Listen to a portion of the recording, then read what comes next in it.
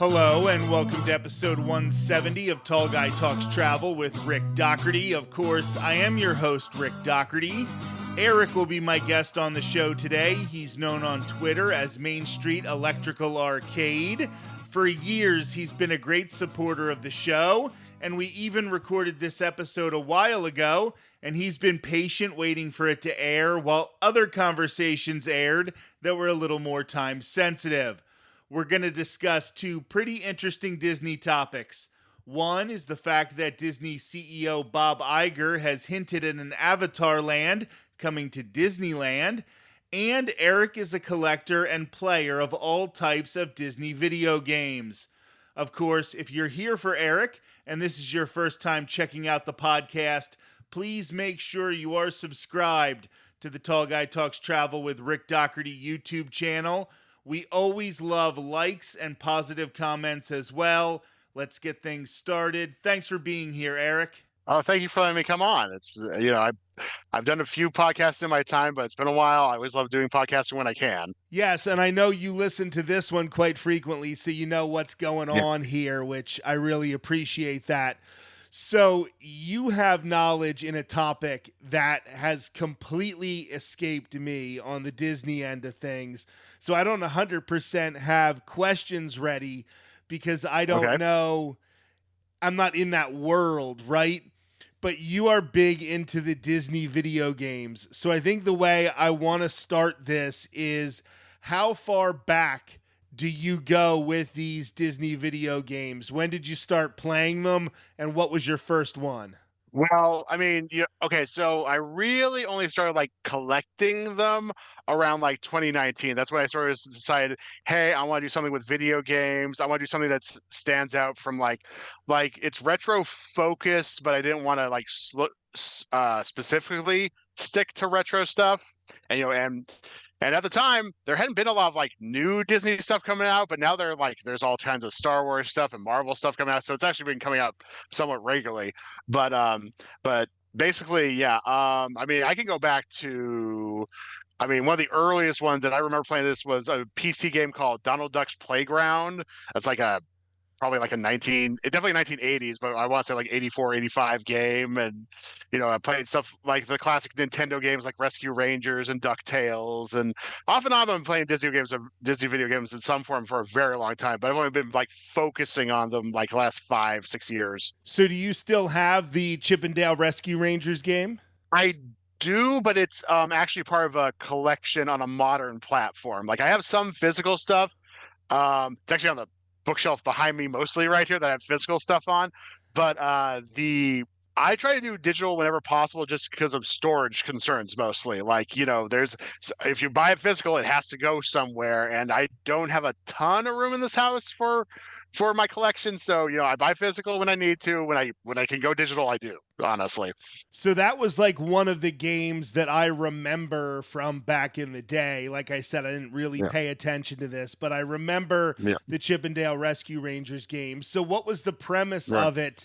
And do you still ever, I know you have a digital form now, but do you ever break it out now to enjoy it? Oh yeah, every now and again I'll just be because it's all in a collection with a lot of those early games. So I'll just be, I feel like playing this game for and those games, people may not remember, but those games, people complain about games being too short now for some reason, and it's those games took 20 minutes to beat if you knew what you were doing. So it's they can be a real short session. The basic premise was Fat Cat, which is that big cat villain that appeared in a lot of different episodes, had captured Gadget, and you have to rescue her, and you're Chip or Dale. And it could be a 2-player game, and you could just throw. And one of the fun things, if you're playing 2 players, you could throw each other around, which could cause a lot of chaos. But sounds awesome. Yeah, that's licensed games generally, and deservedly so, mostly get a bad rap, but those were some real quality games back then. And wasn't there a bonkers Who Framed Roger Rabbit game that was some sort of fever dream? There's a couple different Who Framed Roger Rabbit games. They're both kind of odd, but the guy who made the Game Boy one actually went on to do the Resident Evil series. So a lot of people start off in these kind of odd licensed games, and they'll go on to do big things later. Awesome. So now, as we sort of turn into the newer games, like you said, there's a little bit of a renaissance in Disney gaming with the Marvel games and the Star Mhm. Wars games. If I'm somebody who has been paying attention to, Andor and the Obi-Wan show and Ahsoka, like if I'm keeping up with Star Wars, do I have to know any more lore to do these video games, or is it pretty much I can just walk right into them? The games so far have kept pretty separate from like the recent stuff. The main series, Star Wars series right now is it's just called like Jedi, and they have like Fallen Order and Survivor, and then there's a new one coming up, I don't know, a few years from now. But but that's largely takes place like at a time when the Jedi are few and far between and still hunted, and trying to fight back against the Empire and stuff like that. So a lot of the games don't really tie into like the very, very current stuff. They tie back more to like the original trilogy and that kind of in between time. Although there is a newer one called Outcast from Star Wars Out. I think it's Outcast, maybe Outlaw. I'd have to look up that title from Ubisoft coming out later this year. It's hard to keep those titles straight if I don't have right on my hand. But yeah, there's a new one. Bottom line, there's a new one, Star Wars one coming out from Ubisoft later this year. That's supposed to be big, along with the new Indiana Jones title from Bethesda. So LucasArts stuff is getting like a big push this year. Lucasfilm, I should say. And as somebody who is into gaming, are these games that sort of stand up compared to other games? Like, I know a lot of people are very critical of Disney in a lot of different areas. Is the video game section of the company, are they doing well? Well, that's some of them, yes. Like stuff like the Jedi series that I mentioned and the Spider-Man games have hit really well.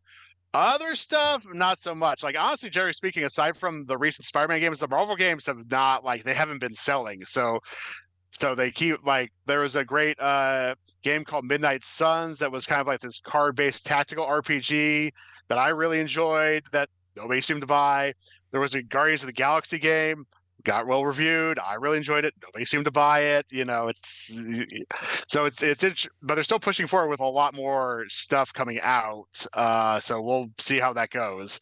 But they're kind of in an interesting spot right now. So obviously, as somebody who pays attention more to the movies and to the theme parks, I know a lot of the controversies that are surrounding, the online community in Star Wars and how they talk about the Right. movies and how they talk about the parks. Does some of that bleed over into the games, or is this just more Um, about the gameplay? Yeah, I mean, you have the same reactionary people who infiltrate the parks communities and the any kind of fandom. You have those people who have a certain view that is not great, and they'll try to infiltrate all aspects of it. So it's just but there isn't a whole lot of controversy in that aside from the normal reactionary stuff that you see in all these corners these days. So it's more of a gameplay issue. People who aren't getting it maybe just are interested in other types of games, or maybe they don't feel this one Right. has the excitement to it. Yeah. Well, and like I think they missed a window with the Marvel stuff because there was a lot. The MCU has been around what 12, almost 14 years now, I think. And a lot they had some games come out that were tied into them when it first came out, and those were all really bad. And then there was like a decade without without anything tied to the MCU specifically, and even the ones that come out now aren't specifically tied to the MCU. But there was a lot of like it feels like there was a missed window there when the MCU was at like its peak, and like no games were really coming out that took advantage of that, except for maybe a couple Lego games. And so like now the MCU is kind of at a saturation point. It's like, well, people aren't coming to see those games with a couple of exceptions. So is this an area where you think as Disney starts to look forward and tries to predict the future, we don't know what's going to happen with, is Bob Iger going to continue to lead the company? Who's going to replace it? Like there's all of that Right. corporate drama happening. If Right. you were on the board and you were trying to look at places where Disney could sort of increase revenue, increase market share? Would you say putting more effort into the video game side of things would be an untapped resource since they're not selling well right now? Well, I think, and this is the problem with the video game industry in general right now, is a lot of games have really, especially the bigger games, have really bloated budgets and really long development times. We're talking like games that are in development now won't come out for the systems that are available now. They'll be out for like the next generation of systems, like because they take so long and take so much money.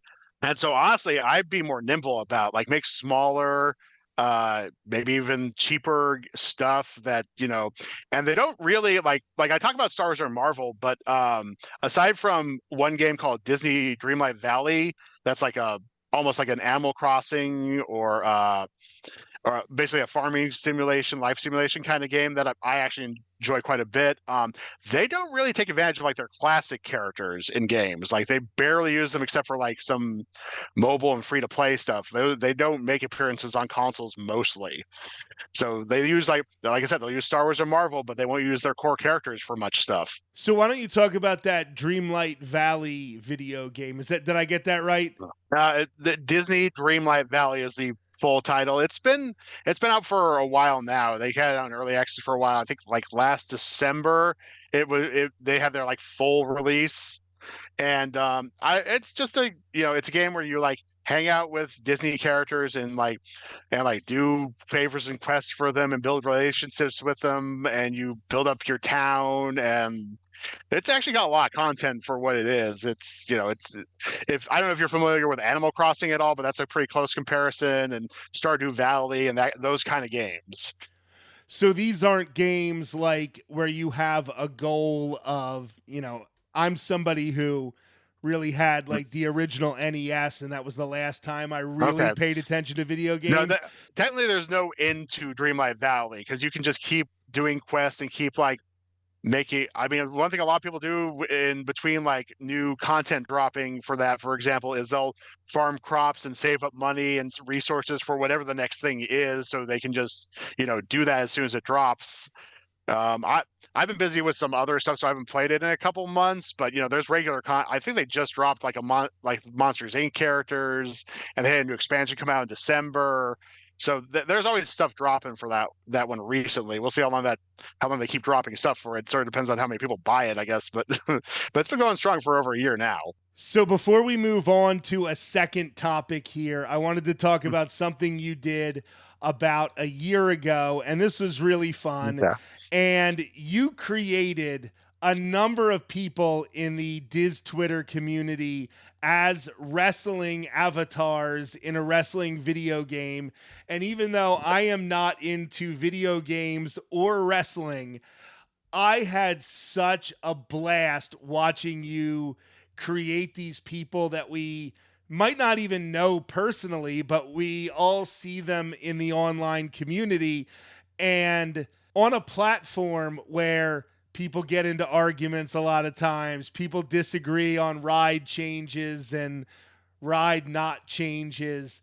That was something that I found was just ridiculously wholesome, and everybody could sort of get together around that. So that was so fun. I know you were dealing with a health issue at the time, so I hope it helped you get through that. Yeah, it did. It was most people on Twitter, at least who know me, know that I had knee surgery around this time last year. And I was basically on the shelf for about 3.5 months and just, sitting around with not a whole lot to do. And I mean, I've been a wrestling fan, but honestly, those games have been kind of bad for the last like decade or more. But I had seen this new one coming out. I'm like, oh, this looks kind of good and kind of fun. And I've got nothing to do. I've got this idea. Let me just try it out. If people don't like it, I'll just stop it immediately. And overall, the reception was really positive. So, I kept it going for a while. It was never meant to be a long-term thing. I always knew like when I got back to working my other job, working my real job, I just wouldn't have time for it because it takes a lot of time to like make those characters and record those clips and do all that stuff. But it was a lot of fun to do while I had the time to do it. But yeah, it was, maybe at some point I might integrate it in some way again, but I'd really have to like plan that out a lot more than I did. before. I love how you refer to it as your other job. Like running this wrestling Yeah. video game was your full-time Yeah. job. One last thing about video games, and I know this is a completely different topic, but Mm. I am a huge baseball fan, and I just saw that in the new MLB The Show 2024, for the first time, you can create players who are women playing in Major League Baseball, which I think is amazing because I could just imagine, like when I was a kid and I would have those video games, even when I say when I was a kid, when I was in my 20s and I was coming home from work and playing baseball video games, I was creating myself as, the third baseman for the Red Sox or something like that. And Right. now knowing like this next generation of young girls can actually see themselves in the characters. So that's why I think it's a positive. But I've also seen a lot of, as we said earlier, negative reaction in the online community. People who, I'm not in that video game world, but I have to imagine that's a difficult thing, that you do have these reactionary fan bases that when a little bit of progress is made, they always kind of fight back against it. Yeah, it's unfortunate. I mean, again. I'm really not a sports person, so that's not my. But I am aware of that feature being recently added, mostly because certain people had a negative reaction to it and they're being stupid about it. It seems like something that probably should have been added, years ago. I mean, there's at least been female college baseball players for a very long time, and so it seems like something you could just add in the game without much issue. It doesn't seem like it doesn't hurt anybody. It seems long overdue. Like it doesn't hurt. It doesn't hurt guys playing the game, and expands it to a wider audience. What's the thing? So now we are going to completely change directions and go to the second topic I wanted to discuss with you today, and that's recently Disney CEO Bob Iger said that not only are we getting some Avatar in Disneyland, but this is probably going to be a full land. So the only reference point any of us have are Pandora, the World of Avatar over at Disney's Animal Kingdom. So I thought that we could talk about that for a little bit. Your thoughts on that land. First of all, the number one thing I want to ask, are you a fan of the movies? Not really. I think they're all right. I thought the first one was pretty okay. I saw Way of Water and was very, very bored by it. I didn't see it in theaters, to be fair. I watched it at home on Disney Plus, but I'm sure the theater experience would be a little more exciting, especially like a big IMAX theater or something. But that movie the second one just seemed to drag on and drag on and drag on. I was not a fan, which I'll probably raise some ire with some people. But I like the land. The land is fun. I love the cheeseburger pods. Yeah. We'll absolutely get to that. But the very first thing I'm going to say is I do not like the original movie, and I have not seen The Way of Water. And I think that is actually a frame of reference which to me shows how well they constructed this land, because I do enjoy Pandora, the World of Avatar. I think it's an amazing theme park land, and they were able to make me enjoy it without actually enjoying the movies. So that is a huge, huge feat. I know when I first went and experienced this land, it was when I still lived in Arizona. I was coming across the country to do a Walt Disney World, the regular week-long vacation that most people experience. So I had been hearing about these two rides. Navi River Journey is a fun, slow ride with an amazing animatronic. And then, of course, Flight of Passage. So I did experience Flight of Passage. Actually, the first time I rode it, we had a fast pass. And my wife and I rode it with my mother. And my mother got off that ride and said, if I would have waited 3 hours to do that, I never would have come to a theme park with you again. She absolutely hated the ride. However, I do think it's very, very impressive.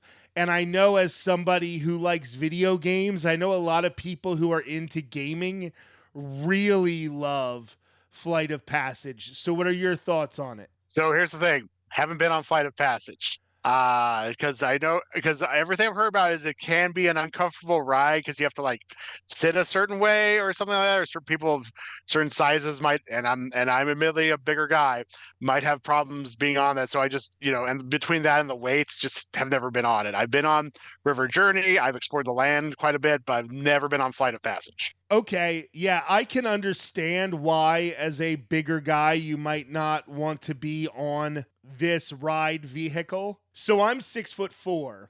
So a funny thing about Flight of Passage for me is that if I'm wearing sandals, I can ride it. And if I'm wearing Hokas with a little more support on my feet, I can't, because it makes my legs just like that inch longer. And it makes it that I can't fit into the harness. I actually found that out the one time where we waited in a long, long line. I was with Jillian, who's been on the show before, and we waited for a long time, and then I couldn't ride it, and they ended up giving us an anytime fast pass, but there were no other rides that had lines that were that long, so it really didn't make up for what we lost. But I do think that this is an impressive ride if you like screen rides.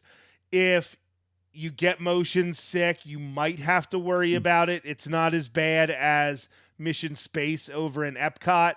It's not as bad as The Simpsons at Universal Studios Florida, but it can be a little bad. As somebody who's not a huge fan of heights, I always ask to be on the lower level, and then I feel like I'm a little closer to the ground, and that doesn't really freak me out as much. But this is a very technologically advanced ride. Now let's move over to Na'vi River Journey, which you have done. And this is a ride that I think is impressive, but really I think they blew most of their budget on the shaman animatronic at the end of the ride.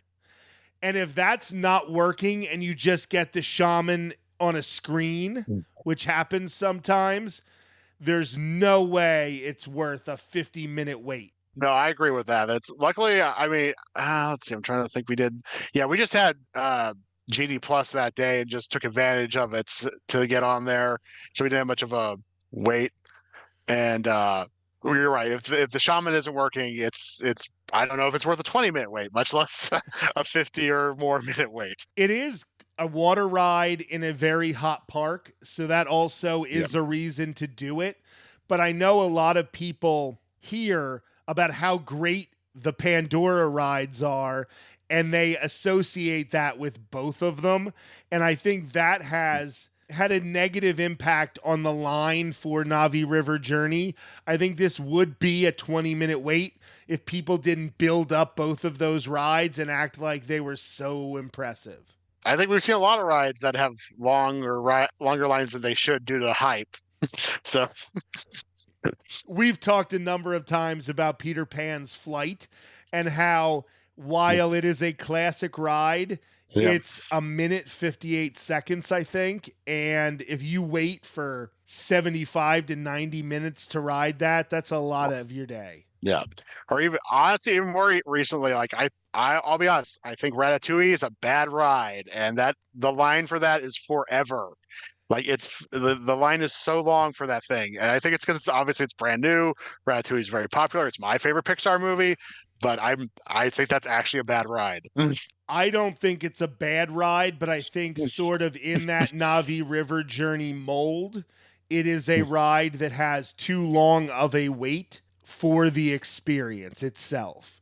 That I could definitely, I enjoy it. It's cute, but it's not a 70-minute wait. It's like Na'vi should be a 20-minute wait almost all day. But people ascribe this weight to it because they've heard about how impressive the other one is, and maybe they don't know which one is the impressive one, so they want to ride both of them. You know, vacationers who don't pay attention quite as much as we pay attention, who aren't on Diz Twitter all the time, you know, they're showing up to the parks and they hear Pandora's cool and they want to experience all of it. So that ends up bumping up the line. But the one area where I think nobody has ever been disappointed in Pandora, the world of Avatar, is the best quick service location on property. I've said it and I stand by it, is Satuli Cantina. The food there is amazing and it's fairly affordable by Disney standards. I'd agree with that. Although I had a really good experience with Docking Bay 7 last time we were there. The food there was actually very surprisingly good for like a quick serve place and pretty affordable. And so I think what we did, I think what I'd have to do next time I go, which is going to be a little while, probably eat at both, you know, in relative proximity to each other and see what I really think of them to really compare. Because I didn't think to compare them, you know, last time I ate both. I didn't really think about it. So just talk about the cheeseburger pods a little bit. Well, I mean, I think most people have described them pretty accurately. It's sort of like almost a pretty decently done McDonald's burger inside like a pod kind of setting, and it's just really tasty. And yeah, a bao bun is that's the word I'm looking for. So I haven't been able to have them because I'm a vegetarian. So I've heard a lot of really good stories about those cheeseburger pods, and I know a lot of people really love them. A lot of kids really love them. What I liked at Satuli Canteen, what I really like there is the bowls, because you can get a fried tofu. It's not that soggy tofu that you get other places. As your protein, you can get rice, you can get noodles as your base. It's almost a healthy feeling meal that you can get in a theme park.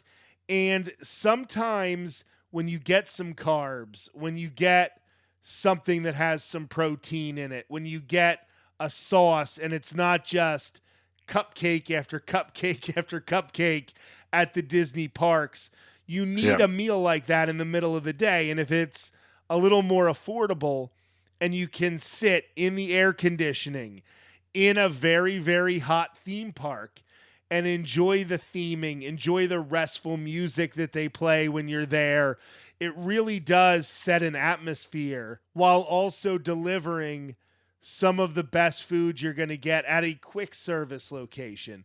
So I think this is a really, really good spot. Where I want to circle back is, what the heck did you get at Docking Bay 7 that you thought was so good? It was pretty. I mean, on the surface, it's pretty basic. It was like basically these like chicken tender almost kind of things with mac and cheese, but they were both like just really good. And we were like, oh, we're surprised how good this basic stuff is. We'll have to, get it. And it was, again, it's affordable, it's easy, it's just good to eat. It was like, I remember having a real positive experience. Like, oh, we can just eat next time we go to Hollywood Studios. We could probably just eat here and not even sit down there, where if we don't really want to one of the more expensive restaurants around that park. No, I know I get the plant-based, I don't even remember what it's called now, like the Felucian Kefta garden spread, and it's like a plant-based meatball on it.